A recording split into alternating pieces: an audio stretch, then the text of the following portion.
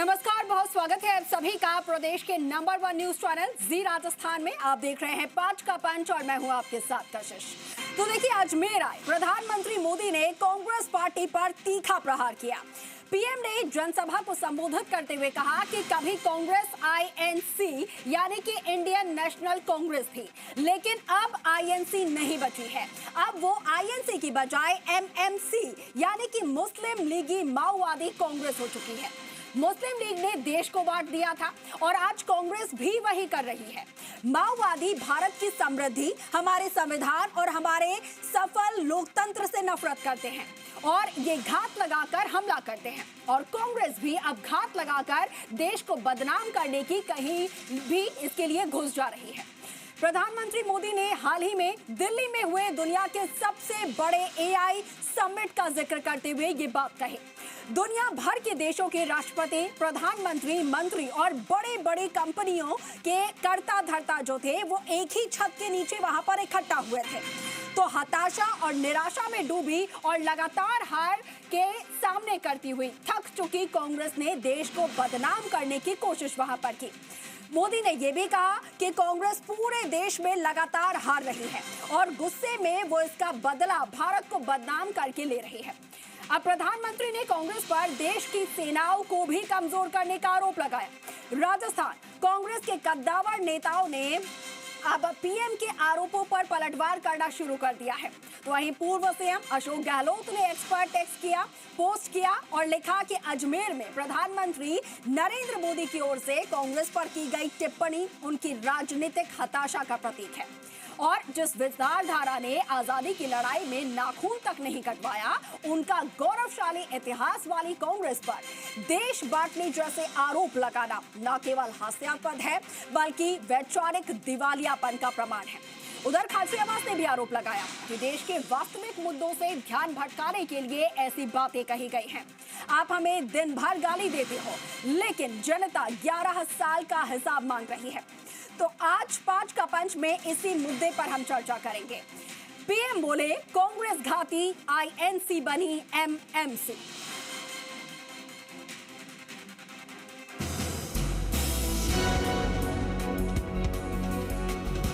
प्रधानमंत्री नरेंद्र मोदी अजमेर की धरती से कांग्रेस पर जमकर बरसे और कहा इंडियन नेशनल कांग्रेस की बजाय कांग्रेस पार्टी अब मुस्लिम लीग माओवादी कांग्रेस हो चुकी है और मुस्लिम लीग की तरह देश को बांटने का काम कर रही है। आपको गर्व हुआ, लेकिन हताशा, निराशा में डूबी, लगातार पराजय के कारण थक चुकी कांग्रेस ने क्या किया, ये आपने देखा है। दुनिया भर के मेहमानों के सामने कांग्रेस ने देश को बदनाम करने की कोशिश की।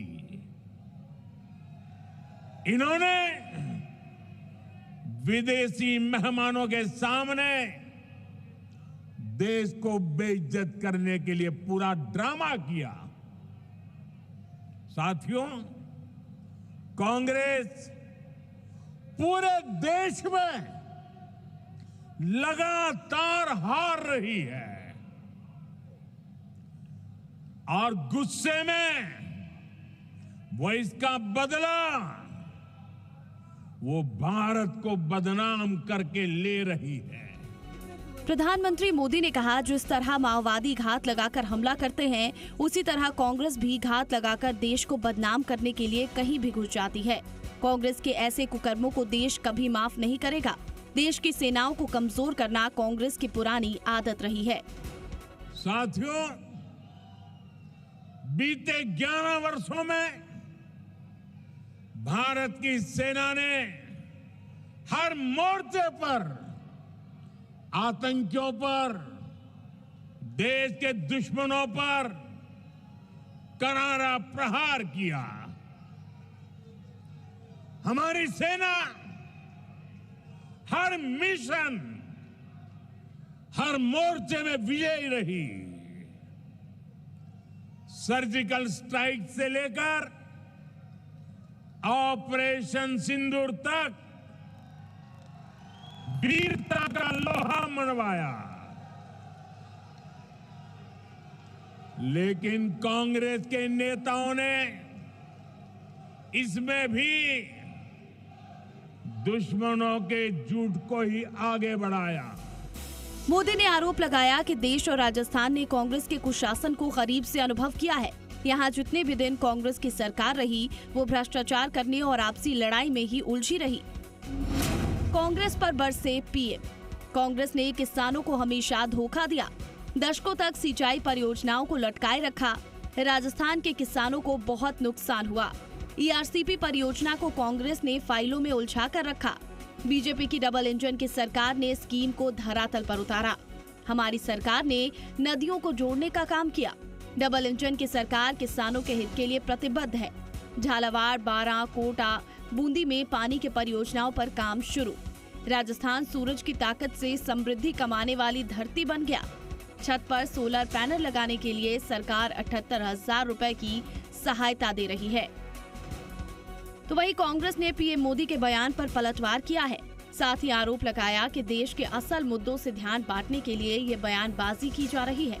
प्रधानमंत्री जी ने कहा चित्तौड़ के अंदर, तो मैं गारंटी देता हूँ कि कोई स्कीम बंद नहीं की जाएगी। अब सब स्कीम बंद हो रही है। परसों पत्र लिखा उनको, आपने वादा उनको मैंने याद दिलाया और मुझे उम्मीद थी वो कुछ बोलेंगे भाई मैं मुख्यमंत्री को कह रहा हूँ कोई स्कीम में वापस चालू करो, कुछ भी करो। कोई उस पर कॉमेंट नहीं किया। बिना मतलब कांग्रेस को अटैक कर रहे हो। कांग्रेस तो ऐतिहासिक पार्टी है, प्यार बलिदान कुर्बानी देने वाली पार्टी है। उसका मुकाबला कोई नहीं कर सकता। सत्ता इन बार हो सकती है। कांग्रेस प्यार प्रेम की भाषा लगा के लोगों को गले लगाती है। अरे आप कांग्रेस को दिन भर गाली देते हैं। कांग्रेस को आप गाली नहीं, लोग आपसे सुनना चाहते हैं कि 11 वर्ष के शासन में आपने क्या किया। महंगाई, गरीबी, बेरोजगारी से देश में हाहाकार मचा हुआ है, लोगों में हालत खराब है। चुनाव से पहले प्रधानमंत्री जी और बीजेपी ने कहा था कि राजस्थान में पेट्रोल डीजल की रेट हरियाणा और पंजाब से बराबर होगी। हरियाणा पंजाब से 13 रुपए लीटर ज्यादा बिक रहा है पेट्रोल डीजल। तो भजन लाल जी ने आज तक प्रधानमंत्री जी की बात ही नहीं मांगी, वो पूरा करते आप। अजमेर की कायड़ स्थली में हुई जनसभा के मंच से प्रधानमंत्री नरेंद्र मोदी ने 21,000 से ज्यादा युवाओं को सरकारी नौकरियों के नियुक्ति पत्र बांटे। साथ ही राजस्थान के 17,000 करोड़ के विकास परियोजनाओं का शिलान्यास और लोकार्पण किया। इस दौरान सीएम भजन लाल समेत राजस्थान बीजेपी के तमाम नेता और सरकार के मंत्री मौजूद रहे। ब्यूरो रिपोर्ट, जी मीडिया। आगे बढ़ता राजस्थान हमारा। तो प्रधानमंत्री के द्वारा दिए गए बयानों पर सियासी घमासान मचा हुआ है। आज इसी मुद्दे पर हम चर्चा करने जा रहे हैं। हमारे साथ कुछ खास मेहमान जुड़ रहे हैं। सबसे पहले उनका परिचय करवा देती हूं। हमारे साथ पौरुष भारद्वाज जी जुड़ रहे हैं, जो कि कांग्रेस से हमारे साथ हैं। इसके अलावा पंकज जोशी जी हमारे साथ बीजेपी से जुड़ रहे हैं। स्वागत है आप दोनों मेहमानों का। और राजीव जैन जी राजनीतिक विश्लेषक हैं, आपका भी बहुत स्वागत जी राजस्थान पर। महेश शर्मा जी वरिष्ठ पत्रकार हमारे साथ कुछ देर में जुड़ेंगे, आप सभी का बहुत स्वागत। और सबसे पहले मैं पौरुष जी अभी के पास आऊंगी और अभी से जानना चाहूंगी, पौरुष जी बहुत बड़े आरोप लगे हैं। प्रधानमंत्री आज जब अजमेर आए, उन्होंने जब सभा को संबोधित किया, खून खोल रहा होगा, बहुत कुछ बोलना चाह रहे होंगे आप लोग। हालांकि सियासी घमासान तो मचा ही हुआ है, लगातार हम रिएक्शंस देख रहे हैं। अशोक गहलोत की तरफ से आए, खाचरियावास की तरफ से आए हैं। इस पर आपकी क्या राय सबसे पहले? देखिए, मैं इस बात को कहना चाहूंगा कि प्रधानमंत्री जी जब आज अजमेर आए तो राजस्थान की तमाम जनता को इस बात की उम्मीद थी कि प्रधानमंत्री जी जो है वो रोजगार पे बात करेंगे, वो विकास पे बात करेंगे, वो राजस्थान सहित पूरे देश के भविष्य की बात करेंगे। पर देखिए, दुर्भाग्यपूर्ण है कि देश का नेता जो है वो एक छिछोरी भाषा में बात करते हैं। वो विपक्षी मानसिकता जो भारतीय जनता पार्टी लगातार 70 साल में रहकर विपक्ष में रहकर के जिसको अपनी बना पाई, उस मानसिकता से अभी तक नहीं उभर पाए। मैं आपसे इस बात को कहना चाहूंगा कि देखिए कि ना, होना तो ये चाहिए था कि वो विकास पे बात करते, वो विजन पे बात करते, भविष्य में बात करते, पर उन्होंने बात की मुस्लिम लीग पे, और मुस्लिम लीग पे भी बात करी तो अपना इतिहास भूल गए। वो ये बताना भूल गए कि जब पूरा देश 1942 में कांग्रेस के नेतृत्व में, गांधी जी के नेतृत्व में जब आजादी की लड़ाई लड़ रहा था, उस समय जो है भारतीय जनता पार्टी के पूर्ववर्ती जो हिंदू महासभा थी, उसने जो है मुस्लिम लीग, जिस मुस्लिम लीग के साथ प्रधानमंत्री जी कांग्रेस का संबंध बनाना चाह रहे थे, उसके साथ तो इनका संबंध तथ्यों पर मौजूद है। इन्होंने पश्चिम बंगाल में उनके साथ सरकार बनाई, इन्होंने जो है वो सिंध प्रांत में उस मुस्लिम लीग के साथ सरकार बनाई, और उसके अलावा इन लोगों ने जो है उत्तर पश्चिम जो उस समय का एक प्रांत हुआ करता, उसमें इन लोगों ने उनके साथ सरकार बनाई। और आजादी के बाद में क्या हुआ आप देखिए, ये जिस पीडीपी की मुफ्ती महबूबा को ये लोग आतंकवादियों की भुआ कहा करते थे, ये इतने बुरे सत्ता के लोभी है कि इन्होंने उनके साथ कश्मीर में सरकार बनाई। और तो और इनकी विचारधारा के ठीक विपरीत ओवैसी जी, जो उनको ये कहते हैं कि भाई हम कट्टरवादी हिंदू हैं और वो कट्टरवादी मुस्लिम पार्टी है। आज देखिए महाराष्ट्र के अंदर इन लोगों को सत्ता की इतनी भूख है कि इनके पास जब केंद्र की सरकार है, इनके पास राज्य की सरकार है, तो इनसे एक नगर पालिका जो है वो नहीं छूटी सरकार के बिना। लगे हैं कि लगातार देश भर में हार रही है और इसीलिए उस हार का बदला वो देश की बेइज्जती करके यहाँ पर ले रही है, ये भी आरोप कांग्रेस पर लगे हैं। देखिए मैं इस बात को कहना चाहूंगा कि यहाँ पर भी प्रधानमंत्री जी अपना इतिहास भूल गए। प्रधानमंत्री जी को ध्यान देना चाहिए कि जब 2010 में जब देश के अंदर अंतर्राष्ट्रीय स्तर के कॉमनवेल्थ गेम हो रहे थे, उस समय भाजपा ने कथित भ्रष्टाचार का मुद्दा बना करके पूरे दिल्ली की सड़कों पे जाम किया था। क्या उस समय देश की गरिमा कहीं चली गई थी? और मैं आपका ध्यान एक जगह और दिलाना चाहूंगा कि भ्रष्टाचार नहीं हुआ था क्या पौरुष जी? भ्रष्टाचार नहीं हुए क्या? नहीं मुझे मैं आपसे इसी बात को तो कह रहा हूँ, मैं ये तो कह रहा हूँ, मुझे बोलने दीजिए, मेरी बात करवा रहा हूँ। मैं आपसे कह रहा हूँ कि इन्होंने भ्रष्टाचार का मुद्दा बनाया, उसके बाद में हमारी पार्टी ने बड़ा दिन रख करके आगे बढ़ के जो है हमने उसकी जांच की घोषणा करी, उसके बाद में उसमें जांच भी हुई। अब मुझे बताइए, भारतीय जनता पार्टी की सरकार तत्काल बनी ना 2014 के अंदर, इन्होंने क्या किया? उसके बाद में कोर्ट में मामला गया, सारा मामला रफा दफा। क्या सरकार को उसकी अपील नहीं करनी चाहिए थी? मान लेते हैं कि छोटी न्यायालय ने हमारे फैसला दे दिया। आप लोगों ने आवाज क्यों नहीं उठाया आगे? ठीक है आऊंगी आपके पास। पंकज जी का रुख कर लेती हूँ मैं, आऊंगी पौरुष जी, आऊंगी आपके पास। पंकज जी से भी रिएक्शन ले लेते हैं ना, अभी तो शुरुआत हुई है पौरुष जी, अभी तो शुरुआत हुई है ना, आऊंगी आपके पास आराम से। अभी आपकी भी हम विचार जो है वो दर्शकों तक पहुंचाएंगे। पंकज जी, आज प्रधानमंत्री जब आए, भव्य तैयारियां की गई और लोगों में भी बड़ा जोश जो है वो देखने को मिला जब वो बोल रहे थे राजस्थान के वीरों। तो जब प्रधानमंत्री ने बोलना शुरू किया, राजस्थान की जो जनता है उन्हें कई सौगातें भी दी हैं। अब पौरुष जी, कांग्रेस का कहना यह है कि उन्हें मुद्दों पर बात करनी चाहिए थी, मुद्दों पर बात नहीं की। गहलोत साहब ने जो चिट्ठी भेजी थी उसमें जो मुद्दे उठाए थे, उसमें जो परेशानियां जनता की उठाई थी, उस पर बात नहीं की गई। अब जरा इसका जवाब दीजिए कि आखिर जनता के मुद्दों को लेकर बात की गई या नहीं की गई? उन्हें सौगातें जो मिलनी थी वो नहीं मिली क्या? देखिए कशिश जी, मैं कह रहा हूं दो बड़ी बातें। पौरुष जी भूल गए कि आज 21,800 लोगों को जो है नियुक्ति पत्र दिए गए, शुरुआत वहीं से हुई। आज 17,000 करोड़ के जो है शिलान्यास हुए, विकास के काम शुरुआत वहीं से हुई। उसके बाद वो जो है मंच के ऊपर आए, उसके बाद उन्होंने जो है अपनी बात कहना शुरू किया। मैं कह रहा हूं उसका धन्यवाद तो पौरुष जी ने नहीं दिया, लेकिन पौरुष जी ने एक बात बहुत जोरदार कही, कट्टरवादी। देखिए प्रधानमंत्री बार बार कहते हैं 140 करोड़ लोगों का देश, लेकिन ये क्या कहते हैं? कट्टरवादी ये और कट्टरवादी वो। मतलब आप खुद देखें कि ये जो तुष्टीकरण की नीतियां रही ना कट्टरवाद के ऊपर, ये कौन किसके आगे था, कितना पोजीशन थी, ये पौरुष जी खुद अपने वर्डों से निकाल के बता रहे हैं। हमने तो कभी नहीं कहा कि हम ये हैं। हमने कहा देश के अंदर जो है तुष्टीकरण की नीतियां नहीं चलनी चाहिए, और इसका नाम भी इसीलिए रखा क्योंकि मुस्लिम लीग को कोई ये बात नहीं कही कि राष्ट्रीय पार्टी में क्या किया, उस पार्टी ने क्या किया, लेकिन मुस्लिम लीग का जो एजेंडा था वो एजेंडा यह था कि भारत माता के टुकड़े करके और अलग होना है। इसलिए उन्होंने कहा कि भारत माता के टुकड़े करवाने की जो विचारधारा है, भारत माता को नीचे कैसे दिखाना है, भारत माता को माता नहीं कहना है, माओवादियों ने किया। यहाँ पर कांग्रेस पर आरोप लगे हैं, कांग्रेस पर आपने कैसे आरोप लगा दिया? कांग्रेस ऐसा क्या कर रही है जिसकी वजह से जो माओवादी करते हैं वही आपने उदाहरण कांग्रेस को दिया? देखिए ये क्या कर रहे हैं, ये छुपके हमला। देखिए मुझे बताइए, अभी एआई समिट थी, उसमें कोई भ्रष्टाचार का मुद्दा था क्या? पूरे विश्व के लोग जो है आकर बैठे थे, एआई का फायदा पूरे विश्व को मिलना था कि नहीं मिलना था?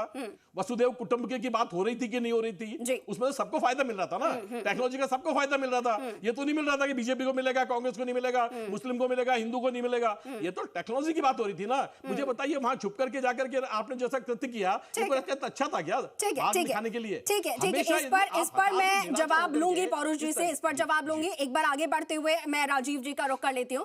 राजीव जी देखिए, त्योहार आ चुके हैं, मार्च का महीना जो है वो शुरू हो चुका है। मार्च खत्म होते ही राजस्थान में कुछ चुनाव होने हैं। क्या ये माना जाए कि मौका मिलते ही चौका मार दिया गया? प्रधानमंत्री द्वारा, बीजेपी द्वारा?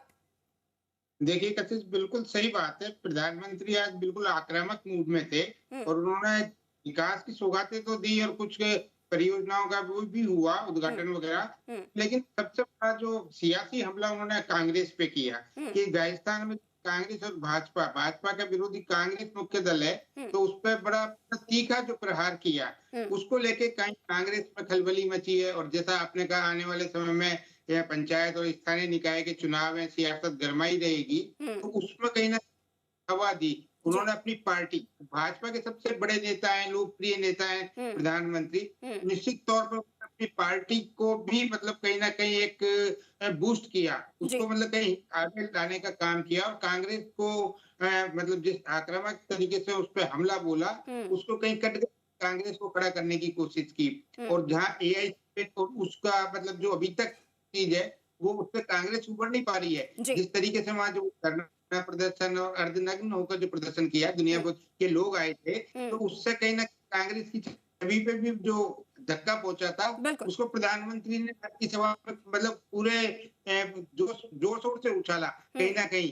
तो कांग्रेस की मतलब कहीं दबाव में है उस प्रदर्शन के बाद तो। लेकिन कांग्रेस हमेशा ये कहती है कि आजादी की लड़ाई, अब आजादी का 75 साल हो गए, राजनीति का तंत्र में सियासत का एक जो है चाल चरित्र, वो सब चीज बदल गई। कांग्रेस को भी कहीं कहीं बदलना होगा, वो पुराने डंडे पे चल रही है। वो हमेशा आजादी की लड़ाई हमने लड़ी, तो उसका अभी तक तो नहीं, लेकिन अब बिल्कुल, क्योंकि अभी जब पौरुष जी से भी सवाल किया मैंने, तो वो इतिहास पर चले गए। बात हो रही है मौजूदा स्थिति की, मौजूदा हालातों की, लेकिन वो इतिहास बता रहे थे।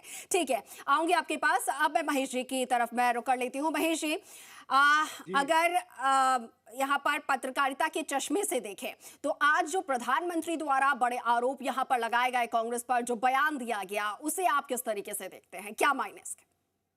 देखिए, इसके मायने राजनीतिक की तो है ही, साथ साथ ही इस समय जो कांग्रेस है, राहुल गांधी जो है, जो आप पंजाब से जो जिस तरह से मूवमेंट शुरू कर रहे हैं, और वो अमेरिका की डील को लेकर के और किसी को लेकर के 2-3 मुद्दों को लेके जिस तरह से घेरेबंदी कर रहे हैं सरकार की, तो इसके जवाब में उनका भी ये भी कहना है, प्रधानमंत्री ने उस पर भी एक आरोप लगाया है कि वो हमेशा नकारात्मक राजनीति कर रही है, जबकि उसे सकारात्मक राजनीति करनी चाहिए। तो ये जो राजनीतिक आदान प्रदान, आरोप प्रत्यारोप जो हो रहे हैं, वो अपने पार्टी का स्टैंड खड़ा कर रहे हैं। राजस्थान में जो भी सौगातें दी है या जो भी किया है उन्होंने, और एक साथ ये भी उन्होंने जो आज जो एक सबसे बड़ी जो बात कही, जो जिस बात को लेकर के, जो सर्वाइकल वैक्सीन को लेकर के जो लड़कियों को मतलब क्या कहता है, जो आज से शुरुआत की है, उसने एक बड़ा मैसेज दिया है महिला वर्ग को। महिला एक तरह से महिलाओं के लिए कि हम ये यहाँ से शुरुआत कर रहे हैं। तो राजस्थान में महिलाओं को बारे में जिस तरह से वो सरकार अपनी सरकार की संवेदनशीलता का जाहिर कर रहे हैं, एक तो ये एक मकसद रहा है जो पार्टी के पक्ष में जाता है। दूसरा ये कि जो कांग्रेस जो जिस तरह से माहौल जो बना रही है, अमेरिका डील का लेकर के ले लीजिए, और दूसरी जो चीजें SIR को लेकर के, और जितने भी कई मुद्दे बनाए थे, उन चीजों का जवाब देने के लिए उन्होंने कहा कि कांग्रेस का जो अपोजिशन की है और इतनी बड़ी पुरानी पार्टी है, वो ऐसे काम कर रही है कि जो मुस्लिम लीग ने किए थे, और या मतलब क्या था, माओवादी जो एक सशस्त्र क्रांति की और जैन जी को उकसाने की बातें कर रही है। इस तरह का जो वातावरण तैयार की जा रही है, तो कहीं लोकतंत्र खतरे में नहीं है, कहीं मतलब अभिव्यक्ति की आजादी को कुंठित नहीं किया गया है, सब काम हो रहे हैं, लेकिन इसके बाद में भी कर रही है, तो निश्चित रूप से उनका प्रहार कांग्रेस सारे काम हो रहे हैं, लेकिन फिर भी देश की छवि को धूमिल करने का काम किया जा रहा है, लगातार आरोप लग रहे हैं।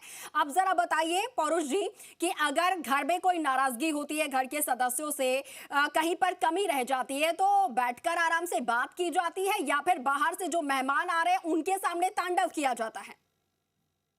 आशीष जी देखिए, मैं सबसे पहले तो इस बात को कहना चाहूंगा कि जब कांग्रेस पार्टी अपने गौरवमयी इतिहास की बात करती है तब भारतीय जनता पार्टी के लोगों को बड़ी तकलीफ होती है। नहीं, आप अभी की बात कीजिए ना, इतिहास सब जानते हैं, इतिहास सब जानते हैं पौरुष जी, आप अभी की बात कीजिए कि आखिर एआई समिट में विदेशों से जो बड़े बड़े मेहमान यहाँ पर आए हुए थे, दुनिया भर के दिग्गज आए हुए थे, उनके सामने अपने देश की धज्जियां उड़ाना कहां तक सही है? मैं जवाब दे लूं, मुझे बोलना तो दीजिए। आपने भारतीय जनता पार्टी के प्रवक्ता को तो एक बार नहीं टोका और मैंने बोलना शुरू नहीं किया और आपने बोलना टोकना शुरू कर दिया। अरे पौरुष जी, सबसे पहले ही आप ही को मौका दिया।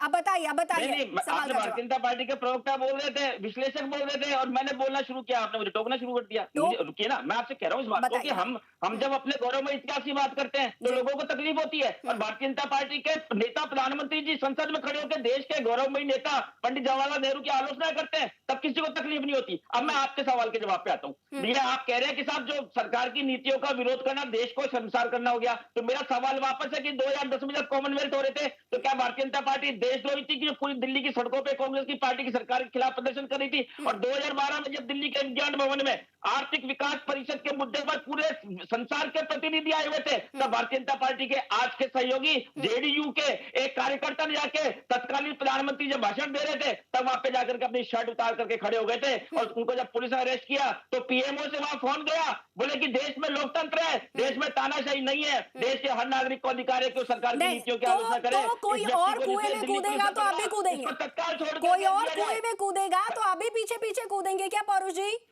अगर इतिहास में कुछ ठीक नहीं हुआ तो अभी आप उसी ढर्रे पर चलेंगे? आप लोग ऐसा कीजिए भारतीय जनता पार्टी वालों के साथ मिलकर के पौरुष जी देश की बात हो रही है, देश की बात हो रही है। आप पत्रकारिता पर सवाल मत कीजिए, सवाल अगर कोई उठाता है तो आप लोग फिर इस तरीके से बोले लग जाते हैं। आप मुझे बात, हम बीजेपी का पक्ष रख रहे हैं क्या? हम ये सवाल पूछ रहे हैं कि वहां पर एआई समिट हो रहा था, पूरे विश्व भर से लोग आए हुए थे, हमारा भी देश है ना, हमारी देश की बेइज्जती हुई है ना, उसी देश के नागरिक है ना हम भी, मैं भी, आप भी। मैं आपसे पूछ रहा हूँ कि क्या आप अभी जब भाजपा के प्रवक्ता का टर्म आएगा तब आपके इनसे इस बात के लिए कहेंगे कि 2012 में और 2010 में जब अंतर्राष्ट्रीय समिट चल रही थी उसके लिए क्या ये माफी मांग रहे हैं? पहले से माफी मंगवाइए पूरे देश से। देखिए पहली बात तो पौरुष जी कि मैं आपके सवाल का जवाब ले लूंगी, लेकिन दूसरी बात ये है कि हम आज में जी रहे हैं, अगर हम कल की बात को लेकर बैठे रह गए तो आगे कैसे बढ़ेंगे? ठीक है, देश की जनता के पास बात जाने ठीक है, पंकज जी कहना चाह रहे हैं, पंकज जी जवाब देना चाह रहे हैं, आप सुनते हैं ना पौरुष जी? पंकज जी देखिए मैं पौरुष जी भारतीय जनता पार्टी वो पार्टी है जब उन्होंने कहा था कि देखिए परमाणु ईंधन की बात हुई थी तो हमने आपके साथ रहे थे, आपने कहा था कि अच्छा काम कर रहे हैं जो, अरे सुन जाइए ना एक मिनट, अब आप तो सुनिए, अब मोदी जी से मतलब कभी अटल जी मतलब आप ये कह रहे हैं मोदी जी ने अटल जी ने इन्होंने, देखिए ये कांग्रेस की बड़ी परेशानी है। अरे पौरुष जी सवाल किया है तो जवाब सुनिए। पौरुष जी 2 मिनट चुपचाप था, चुप था मैं, जवाब चाहते थे तो अब जवाब दे रहे हैं ना। पौरुष जी कांग्रेस के महानेता, आपके महापुरुष, अरे सुनिए ना, सरदार वल्लभ भाई पटेल किसके महापुरुष थे? सरदार वल्लभ भाई पटेल किसके महापुरुष थे? मुझे बताइए, नहीं बताइए ना किसके थे? उनकी स्टैचू किसने बनवाई? अरे बताइए, महात्मा गांधी जी के किसने कहा? अंबेडकर जी के पंच जो तीर्थ स्थल है उनका निर्माण किसने कराया? अरे सुन तो जाइए, अब तो एक ही तो सुनिए आप, बीच में मैं नहीं बोला बीच में आपने। पौरुष जी देखिए, पौरुष जी ये होता है कांग्रेस का, ये आपका जो है ये आपका नियति है कि कैसे डिबेट को खराब किया जाए। नहीं जय पंकज जी आप बोलिए। पौरुष जी मैं आपको कह रहा हूं, देखिए सरदार वल्लभ भाई पटेल, आपके सरदार वल्लभ भाई पटेल जो है वो कांग्रेस के नेता थे कि नहीं थे? उनका जो है यूनिटी ऑफ स्टैच्यू किसने बनाया? देश के लिए उन्होंने काम किया, देश के लिए इतना बड़ा काम किया कि लोग आज भी याद रखते हैं, वहां पार्टी वाइज नहीं याद रखते। लाल बहादुर शास्त्री का सम्मान होता है कि नहीं होता? मुझे बताइए, आपने कितना सम्मान किया? पंच तीर्थ बनाए डॉक्टर अंबेडकर साहब के, क्या बात हुई? अरे सुनिए ना, 2 मिनट सुनते जाइए आप। 2012 में कॉमनवेल्थ गेम के लिए दोषी है, भारतीय जनता पार्टी 2010 के हुए कार्यक्रम। अरे 2012 में तो आपने कौन से घोटाले बच गए थे भाई आपके? अरे अरे ये घोटाले, अरे वाह भाई वाह, अरे घोटाले पे भी प्रश्न उठाया कोई है, अरे वाह, अरे भैया, अरे नहीं तो पौरुष जी एक सेकंड, अगर वो माफी मांग लेते तो आप अभी माफी मांगेंगे? शासन तो बढ़ के आ जाए करिए। नहीं, आप अभी माफी मांगेंगे क्या? इतिहास की बात छोड़िए, आप अभी जो पूरे देश को शर्मसार करने का काम किया यूथ कांग्रेस ने एआई समिट में, आप उसके लिए माफी मांगेंगे क्या? 11 साल से सत्ता में नहीं है, अब 2010-12 की बात कर रहे हैं। मैं कह रहा हूँ कि आपने अभी जो है 4 साल पहले सेना पे प्रश्न उठाए, आपने माफी मांगी, जब कोई सवाल कर लो तब सौदागर कहा इतिहास पर डालकर रख देते हैं। आपने न्यूज़ कहा माफी मांगी, आप दोनों शांत हो जाइए। यार कैसी बातें कर रहे हो पौरुष जी? आप दोनों शांत हो जाइए। मैं राजीव जी का रुख कर रही हूँ, राजीव जी से इनका रुख जानती हूँ। राजीव जी 2012 में 2010 में आपके बस ठीक है पौरुष जी, बहुत हो गया, अब आगे बढ़ते हैं, और भी हमारे साथ है राजीव जी। आप जरा बताइए, जो एआई समिट में पूरा वाकया हुआ, क्या वो देश के लिए छवि खराब करने वाला, धूमिल करने वाला नहीं था? पूरे दुनिया भर से, विश्व भर से बड़े बड़े दिग्गज लोग यहाँ पर आए हुए थे, दूसरे राष्ट्रों के राष्ट्रपति आए हुए थे, राष्ट्राध्यक्ष आए हुए थे, प्रधानमंत्री आए हुए थे, बड़े बड़े बिजनेस टाइकून्स आए हुए थे।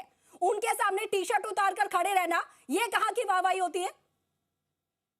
देखिए कथित ये बहुत दुर्भाग्यपूर्ण धरना प्रदर्शन जो था कांग्रेस का था, लेकिन मैं पौरुष जी को बता दूं, प्रधानमंत्री ने जो ये अभी इतिहास की बात कर रहे थे कांग्रेस की, तो उसकी तो तारीफ की। उन्होंने कहा आईएनसी होती, इंडियन नेशनल कांग्रेस होती थी, जो मौजूदा समय में एमएनसी बन गई। तो ये कांग्रेस को सोचने की बात है कि उसके ऊपर इस तरीके के क्यों आरोप लग रहे हैं। और ये बात भी उन्होंने सही की, कांग्रेस लगातार पराजित होती जा रही है, तो इस पे आत्मचिंतन, आत्ममंथन तो कांग्रेस को करना पड़ेगा। तो प्रधानमंत्री की बातों को यदि सीख लेके कहीं आगे बढ़े, ठीक है, कभी इंडियन नेशनल कांग्रेस होती थी, तो वो आज जिस दशा में पहुंच गई, तुष्टीकरण की, मायावाद की, जिस तरीके की भाषा, मतलब जिस तरीके का आचरण कांग्रेस का है, जैसे घात लगा के क्या, मतलब किस तरीके से इसको देश का अपमान करने वाली, उन सब चीजों से पीछे हटना चाहिए। जो दाग हैं उनको धोके फिर पुनर्जीवित होने की दिशा में कांग्रेस को काम करना चाहिए। तब तो मतलब लोकतंत्र में एक सार्थक भूमिका कांग्रेस निभा पाएगी। निश्चित तौर सियासी तौर पर, राजनीतिक तौर पर देखा जाए तो कांग्रेस जहां जहां भी मजबूत है, तो वापसी अपने उस ढंग से करे, अपने वोट बैंक को, तो ये नहीं कि मतलब जो आईएनसी के रूप में जाए, वापस पुराने रूप में जाए। निश्चित तौर पर मतलब जो भाजपा का मुकाबला कांग्रेस ही कर सकती है। इस चीज को भाजपा तमाम नेता जानते, तभी तो कांग्रेस पे इस आक्रामक तरीके से वो हमला करते हैं। कांग्रेस कहीं कहीं बिखर रही है, मतलब कांग्रेस अपने एकजुटता से जो सामना कर सकती है, जो जनहित के मुद्दे उठा सकती है लोगों के, उनसे कहीं ना कहीं जा रही है। तो बिल्कुल जनहित के मुद्दे उठाने की बजाय इस तरीके के काम किए जा रहे हैं। पहले विदेशों में जाकर किया करते थे, अब देश के अंदर ही जब मौका मिल जाता है तब इस तरीके के कारनामे जो है इनके सामने आ रहे हैं। ठीक है महेश जी, क्या ये जो आरोप प्रधानमंत्री के द्वारा कांग्रेस पर लगाए गए हैं, चाहे माओवादी की तरह काम करने की बात करें या फिर देश को इस तरीके से बदनाम करने की बात करें, क्या इसी नीतियों के चलते या इसी वजह से कहीं ना कहीं कांग्रेस पूरे देश भर में पिछड़ती जा रही है? जैसा कि लगातार कहा जा रहा है कि कांग्रेस का नामो निशान यहां पर खत्म होता नजर आ रहा है और बाकी चुनावों में हम रिजल्ट्स देख भी रहे हैं, क्या यही कारण है? ये तुलना की गई है, कांग्रेस की तुलना की कि पहले की कांग्रेस और आज की कांग्रेस में कितना अंतर आया। साथ साथ ही इनको ये सोचने की बात ये है कि आखिर ये इनको चिंतन का विषय है कि कांग्रेस की स्थिति जो वर्तमान में है वो उसके हालात के कौन जिम्मेदार है जी। इसमें उन्होंने दो बात कही है, एक तो आंतरिक लड़ाई रहती है, जब कांग्रेस शासन में था तो ये आपस में ही उलझते जुलझते रहे, वो तो हमने प्रदेश में बखूबी देखा। जी हाँ, यही बात है। और दूसरा फिर जो भी अब जैसे कई जो घोटाले और भ्रष्टाचार के मामले थे उनकी तरफ उन्होंने ध्यान दिया, चाहे वो जल जीवन प्रोजेक्ट का रहा हो या कैसे भी जो रहे हैं और उसकी जो इंक्वायरी वगैरह जो चल रही है, तो ये इन चीजों की तरफ उन्होंने ध्यान दिलाया कि इसकी बजाय इन चीजों को इनमें सुधार के साथ कांग्रेस अपनी जो है जो राष्ट्रीय छवि है और जो जिस तरह का जो उसका आचरण है उसको अपना मूल रूप में वो स्थापित करे। आरोप लगाने या क्योंकि जिस तरह से मतलब अब आप अमेरिकी ट्रेड डील को लेकर के जिस तरह से बात हो रही थी, तो ये तखमीना तो उधर से अमेरिका ने जारी किया गया था। उसका जो मसौदा अंतरिम था, इसमें मतलब यहाँ जिसमें मोदी शामिल ही नहीं हो रहे, मोदी पे आरोप लगा रहे हैं। तो ये है कि तरीका, आप विपक्ष में हैं तो विपक्ष की एक अपनी सीमाएं होती है और किस तरह से मामले को उठाया जाना चाहिए, उस उठाने की बजाय आप किस तरह के मतलब आरोप, कभी आप अमेरिका में जाके तो आप लोकतंत्र की बात कर रहे हो कि साहब वहाँ लोकतंत्र नहीं है, सामाजिक जो लोकतांत्रिक संस्था है उस पर हमला हो रहा है, और यहाँ आकर के अमेरिका की बात के राष्ट्रपति की बात को आप मान रहे हो और उसके आधार पर उसकी सरकार को आप निशाने पे ले रहे हो। तो ये जो आप विपक्ष की जो भूमिका ये नहीं होती है कि बाहर ही किसी नेता के बताई हुई चीज पर आप मतलब क्या कहते हैं प्रोसीड आके उसको लेकर के एक इशू बना रहे हैं। तो ये स्पष्ट होनी चाहिए इस बात में कि अपोजिशन की क्या सीमाएं होनी चाहिए। जी बिल्कुल ठीक है। पौरुष जी आपके पास आती हूँ। पौरुष जी देखिए, लगातार यही कहा जा रहा है कि कांग्रेस को आत्ममंथन की जरूरत है, आत्मचिंतन की जरूरत है। क्या आपको वाकई नहीं लगता कि कांग्रेस लगातार कमजोर पड़ रही है और जो आरोप लगे हैं कहीं ना कहीं से तो कुछ तो वैसा दिखा ही होगा ना जिसकी वजह से ये आरोप आप पर लगाए गए हैं, या पूरी तरीके से इसे बेबुनियाद ठहराते हैं? कशिश जी देखिए, मेरे पास उदाहरण देने के लिए दो उदाहरण है। एक तो केंद्र का उदाहरण है, एक स्टेट का उदाहरण है। हमारे यहाँ पे जो है चुनाव हुए, लोकसभा के जो पिछले वाले चुनाव हुए 2024 वाले, उसमें देखिए 2024 से पहले कहाँ तो भारतीय जनता पार्टी जो थी वो 300 प्लस थी और 400 पार संविधान बदलने की बात करने वाले लोग थे, वो आकर के 240 पे आ गए। और कांग्रेस पार्टी जो है वो 40-45 पे थी, उससे उठ करके आज जो है देश के विपक्ष का नेता जो है कांग्रेस पार्टी का नेता बैठा हुआ है। उससे पहले जो है राजस्थान की बात कर ले तो पिछले 2 चुनाव में भारतीय जनता पार्टी 25 जो है सीटें लेकर के जो है पूरे ऑल ओवर जो पूरी मैदान इन्होंने क्लीन स्वीप कर दिया था। 25 सीटें 2 बार इनकी थी। इस बार 11 लोकसभा सीटें लोग हार गए। तो मुझे बताइए कि कांग्रेस ने खोया या भाजपा ने खोया? और आत्ममंथन की आवश्यकता कांग्रेस को या भाजपा को? मुझे बताइए। पौरुष जी एक बात बताइए पौरुष जी, जो चुनाव हुए थे राजस्थान में, उसमें बीजेपी जीती या कांग्रेस जीता? किसकी सरकार है? पूरे देश भर में कांग्रेस की कहां पर सरकार है? चलिए कांग्रेस छोड़ दीजिए, INDIA की सरकार बता दीजिए पूरे देश भर में कितने राज्यों में है और पहले कितने राज्यों में थी? बड़ी हास्यास्पद बातें हो रही है, तथ्यों के खिलाफ बात आप बात कर रहे हैं और उसी सामने आपको दिख रहा है पिछली सरकार गहलोत की थी, अभी सरकार बीजेपी की है। देश में कितने राज्यों में अभी एनडीए की सरकार है या बीजेपी की सरकार है और कांग्रेस कितने पे आके रह गई है? आप तो साफ तौर पर देख रहे हैं ना, मैं तो फैक्ट्स के साथ बात कर रही हूँ। आपसे सवाल, ये हास्यास्पद कैसे हो गया? मुझे उम्मीद है कि आप बीच में नहीं टोकेंगी। मैं आपसे इस बात को कह रहा हूँ कि देश का सबसे बड़ा चुनाव तो लोकसभा का चुनाव होता है ना। हाँ। तो लोकसभा के चुनाव से पहले भाजपा की स्थिति 300 प्लस थी और अब भाजपा जो है वो 240 पर आकर टिक गई। तो आत्ममंथन करने की आवश्यकता किसको है मुझे बता दीजिए। और ये लोकसभा के चुनाव राजस्थान में हुए, राजस्थान में पहले तो 25 सीटें थी, अब इनकी 11 सीटें चली गई। और अभी ताजा उदाहरण हुआ ना अंता का चुनाव, दो मुख्यमंत्री, एक वर्तमान मुख्यमंत्री भारतीय जनता पार्टी के भजन लाल जी और दूसरी पूर्व मुख्यमंत्री वसुंधरा राजे जी, सरकार के सारे मंत्री वहाँ पे पड़े हुए। ठीक है, तो एक सीट से हम मान ले कि कांग्रेस बहुत अच्छे से काम कर रही है और आत्ममंथन हम करें। एक सीट से हम मान ले कि कांग्रेस बहुत बेहतर काम कर रही है, आत्ममंथन हम करें। यानी कि आप लोग तैयार ही नहीं है कि आप लोग को कहीं भी जरूरत है आत्मचिंतन करने की, आत्ममंथन करने की अपने? जी देखिए, मैं आपसे इस बात को कह रहा हूं कि कांग्रेस पार्टी सक्षम है। भारतीय जनता पार्टी प्रधानमंत्री जी से भारतीय जनता पार्टी के प्रवक्ता के मार्फत एक सवाल पूछना चाहूंगा कि जब आखिरी में राजस्थान में जब विधानसभा के चुनाव चल रहे थे तो कांग्रेस पार्टी लगातार इस बात को कह रही थी कि भाई राजस्थान में हमारी सरकार के 5 साल वर्सेज केंद्र सरकार के आपके 9 साल की तुलना कर लीजिए और उसके मुद्दों पर चुनाव करवा लीजिए, उसके बाद दूध का दूध और पानी का पानी हो जाएगा। प्रधानमंत्री जी ने आके क्या भाषण दिया? यहाँ पे राजस्थान में आकर के लाल डायरी का मुद्दा उठाया। अब मैं पूछता हूँ कि प्रधानमंत्री जी से कि लाल डायरी में आपने क्या जांच करवाई बताइए। अभी की बात किया कीजिए, आप बोल रहे हैं मुद्दे नहीं उठाए। राजस्थान की जनता को मैं बता देती हूँ आपको, अभी पूरे फैक्ट के साथ बताऊं, 16,686 करोड़ रुपए की सौगात मिली है राजस्थान को अकेले। यहाँ पर 5,235 करोड़ रुपए की सौगात दी गई है। जो आपने जल समझौते अटका के रखे थे 5 साल तक, वो आते ही क्लियर किया। यमुना जल समझौता हुआ है, जो JJM में घोटाला घोटाले किए गए उसमें लगातार कार्रवाई की जा रही है, जो पेपर लीक सारे घोटाले किए गए उसमें कार्रवाई लगातार की जा रही है, जो बड़े मछलियां मगरमच्छ पकड़े जा रहे थे वो पकड़े गए हैं। आप लोगों ने 5 सालों में जो पूरे घोटाले जो रायता फैलाया था ना वो समेटने का काम किया जा रहा है, तो कैसे आखिर यहाँ पर विकास का कार्य नहीं हो रहा है, ये जरा बता दीजिए। कशिश जी, मैं बिल्कुल आपसे बात निवेदन करूंगा कि आप मुझे एक लाइन होती है और आप मुझे टोकने लगती हैं, मुझे मेरे आपके सारे सवालों का जवाब मैं देता हूं। विकास के कार्य की आप बात कर रही कि कुछ कार्य नहीं हो रहा है, मैं तो बता रही हूँ राजस्थान की जनता की तरफ से। आप तो एंकर की जगह भारतीय जनता पार्टी के प्रवक्ता। अरे पौरुष जी, मैं एक राजस्थानी होने के नाते बोल रही हूँ, एक राजस्थानी को दिख रहा है कि क्या क्या दिया जा रहा है, क्या क्या हो रहा है। राजस्थान के दर्शक देख रहे, कशिश जी को देख रहे। आप बोलने के लिए कुछ नहीं होता पौरुष जी, तो बस एंकर को आप बता दीजिए, आप चैनल को बता दीजिए बीजेपी का, ठीक है। तो आने दीजिए, अरे जवाब तो आने दीजिए। ठीक है ठीक है, जवाब इतनी देर के लिए दिया मुझे टाइम, बीच में नहीं बोलेंगे बताइए। अरे पौरुष जी कब से आप ही बोल रहे हैं, आप तो चुप ही नहीं जवाब ले होते। लीजिए, मुझे बोले तो सही। ठीक है ठीक है, जवाब ले लीजिए। Last reaction. आपने बात करी, आपने बात करी यमुना जल समझौते की। भारतीय जनता पार्टी के प्रवक्ता यहाँ पे बैठे हुए हैं, पूछ लीजिए इनसे कि क्या उसका सबसे प्राइमरी फेज जो डीपीआर बनने का होता है, क्या यमुना जल समझौते का डीपीआर बन गया? नहीं बना। आपने इसी अजमेर में खड़े होकर के बात की थी कि अरे समझाइए ना, अरे आज ही प्रधानमंत्री ने बोला है भाई, आज ही प्रधानमंत्री ने बोला है, अरे आज ही पार्वती काली से का जो है पहला बजट जो है उतर करके धरातल पे उतरा है। पौरुष जी कम से कम आज की तो याद रखा करो, अरे आज का तो याद रखा करो। आप जिस चीज में चिल्लाए थे, जिस लोकसभा में चिल्लाए थे, वो तो यही मुद्दा था ना, आ गया ना धरती पर उतर करके।